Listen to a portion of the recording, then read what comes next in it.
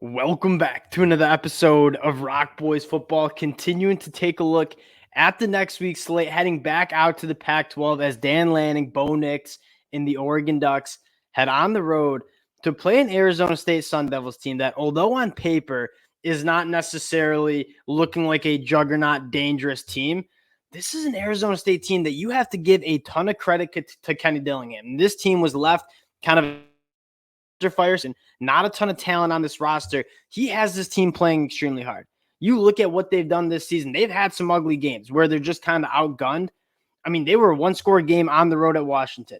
Three-point loss on the road at Cal. They just beat UCLA. They fought hard against USC. Although their record not necessarily showing an elite team, this team plays extremely hard for Kenny Dillingham. I think he's a great fit for that job. This program's just going to get better. In Oregon and Dan Lanning better be on their P's and Q's as they go on the road to play this Arizona State team. Before we get into it, just want to say thank you to you guys and a special shout out to the Oregon fans. You guys have shown a ton of support to the fellas. Y'all know I love talking Dan Lanning and what this Oregon Ducks program is doing. The support you guys show, it means a lot. If you do enjoy the content, consider subscribing to the channel. And more importantly, would love to hear from you guys in the comment section. Picks, predictions, keys to the game. And without further ado, let's get into this one. And we broke this Oregon USC down, kind of an instant reaction Saturday night, late. Rewatched the game this morning, and I have a few more takeaways that I want to get off. Now, looking at this matchup, I specifically want to start on the Oregon defensive side of the football. And if you look at the box score against USC, maybe you say maybe not the best performance from this Oregon defense. Upon rewatching this game, like Oregon played extremely well on the defensive side of the ball, specifically in that front seven. You take a look at USC. You can knock USC in that program in a lot of different ways, specifically on the defensive side of the ball. They have a good offense. They still have Caleb Williams, and they run the ball extremely well. You look at Oregon. Oregon held USC to only 2.9 yards per carry. I thought the defensive line absolutely dominated up front, but what impressed me the most and what has me most excited about that performance, the pass rush. And we kind of said it, if there's one thing that you want to see Oregon kind of take to the next level, it is that pass rush. You almost want to see that Georgia dominance on the defensive line that you saw Dan Lanning have in Athens. And I thought you saw that against USC. You take a look at some of the numbers. 19 quarterback hurries against USC, 3 sacks. You take a look at some of the pass rush win rates. Popo Amave from the inside winning on 20% of his pass rushes. Brandon Dorlus, 15%. Keon Ware-Hudson, 25%. Jordan Burch had a phenomenal game. To get 19 quarterback hurries, 3 sacks, make Caleb Williams pretty much uncomfortable the whole game. A massive storyline for the Oregon Ducks on the defensive side of the ball, and they're going up against an Arizona State team that on offense really struggling to find their identity. And you take a look at the numbers, 17 points per game. That's 125th in the country. Take a look at the yards per play, 4.5 yards per play. That's 124th. They don't run the ball particularly well. They don't throw the ball particularly well. And the biggest struggle Arizona State has is on the offensive line. I don't think this was a great offensive line to come into the season, and they've dealt with a plethora of injuries up front. They've allowed 98 pressures in the season. 7.5% of their dropbacks have resulted in sacks. If I'm Oregon and an Oregon fan, I'm looking at this front seven and saying, can we continue to dominate like we've had the last couple games, like we did against USC Saturday night? And if you get that, and you get that front seven continuing to kind of find its stride with a talented group. We mentioned it. Brandon Dorlus, Jordan Burch, those guys are NFL caliber guys. We wanted to see them kind of take it to the next level. We saw it against USC. Can we see it again against an Arizona State offensive line that if you're Jordan Burch, Brandon Dorlus, Popo Amave, you're licking your chops? You really think that you can impact the quarterback and kind of have another dominant performance on the defensive line?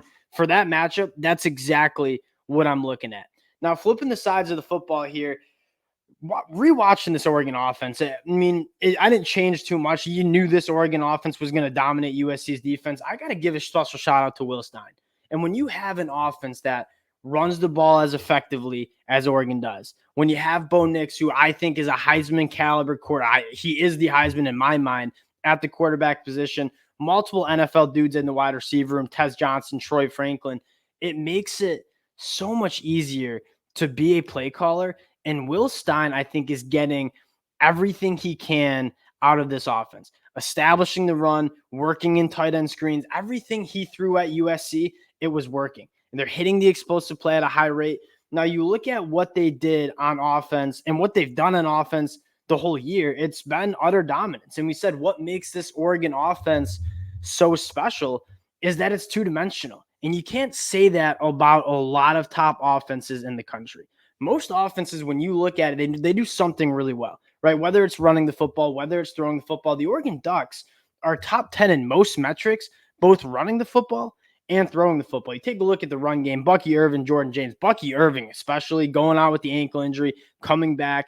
He is one of the best running backs in football. They're averaging 5.7 yards per rush. That is fifth in the country.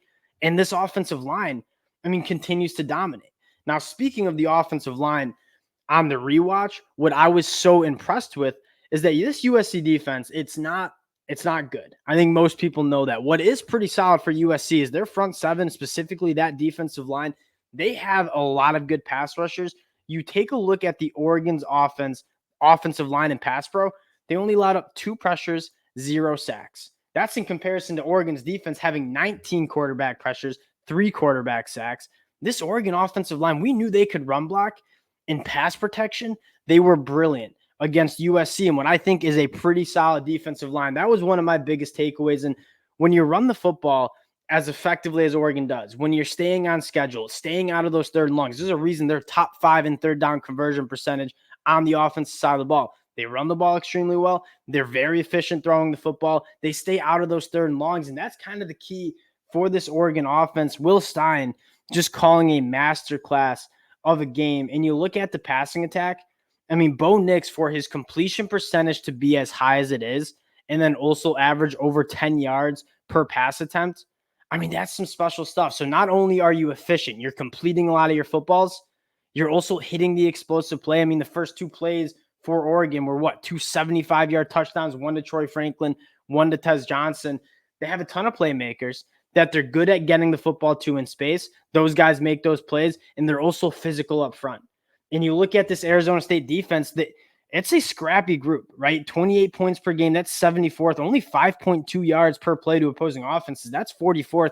They held the Washington Huskies on the road to only 15 points. This Arizona State defense, although maybe not the most talented group, they have some playmakers, but more importantly, they play hard. And one of the things that I have circled the most is you look at Arizona State's secondary, they're allowing a 63% completion percentage. That is 101st in the country. That's not a number that you're going to be hanging your hat on. What they do a very good job on. Only 6.3 yards per pass. That is 15th in the country. So they'll give you some completions, but they're not going to give the explosive play. And that gave the Washington Huskies a lot of trouble. I'm really interested to see how the Oregon Ducks find their explosive plays. And I think they can, but this is an Arizona State defense that's been very good at not giving up the explosive play. And when you can do that, your defensive numbers are going to be solid. Now, what I think helps and what I think separates Oregon from the Washington Huskies is they can run the football at an extremely high level. So if you want to play kind of that prevent look, 2 high safeties, not let Oregon get over the top, Oregon's just going to give Bucky Irvin 25 carries and go for $150. And so that's what makes this Oregon offense so special. Now, getting to the pick here, the line's sitting at, it's been bouncing around 22.5 points. It's hard not to take the Oregon Ducks here, right? We've seen they're kind of turning into a Death Star. I think they should have covered against USC. I think that game was a lot more one-sided than the final score represented. I'll take the Oregon Ducks to cover the 22.5 points, but what you're looking for from the Oregon Ducks, one, getting healthy in the back end, limiting the penalties that were just a problem against USC. If you can go on the road, play a clean brand of football, not turn the ball over, not commit penalties, the Oregon Ducks should win this one handily. If you're an Oregon fan, you're looking for a clean game.